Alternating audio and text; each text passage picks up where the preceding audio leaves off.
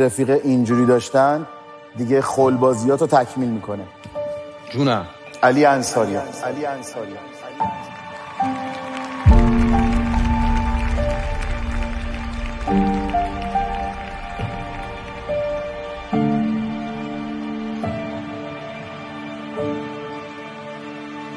درود به رفقای پرسپولیسی، به چنل خودتون خوش اومدین. امروز قراره با یه یاغی محبوب پرسپولیسی آشنا شیم.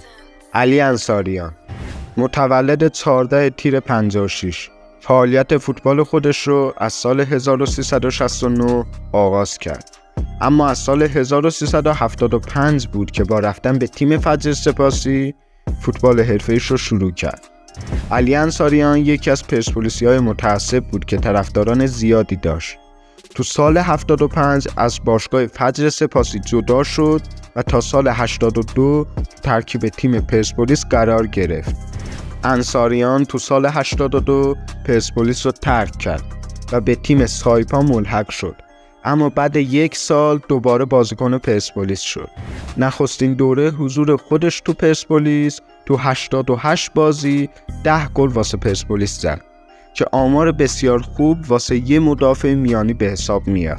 علی انصاریان پس از جدا شدن از تیم استقلال به تیم استیلازین رفت و قرارداد 1 ساله با مدیران این باشگاه بست و بعد استیلازین واسه تیم‌های مختلف لیگ مثل گسترش فولاد و استقلال اهواز و غیره به مدت 1 فصل تو هر کدوم از این تیم‌ها بازی کرد. علی انصاریان بزرگترین اشتباه خودش رو تو زندگی پیوستن به تیم استقلال میدونست، اما شرایط ایجاد شده تو زندگی فوتبالیش اونو مجبور به انتخاب تیم استقلال کرده. علی انصاریان وفاداری خاصی به مادرش داشت و بعد از مرگ پدرش هیچ موقع مادر خودش رو تنها نذاشته و تو تمام پروژه‌های سینمایی خودش که از خارج از تهران بوده مادر خودش رو هم برده.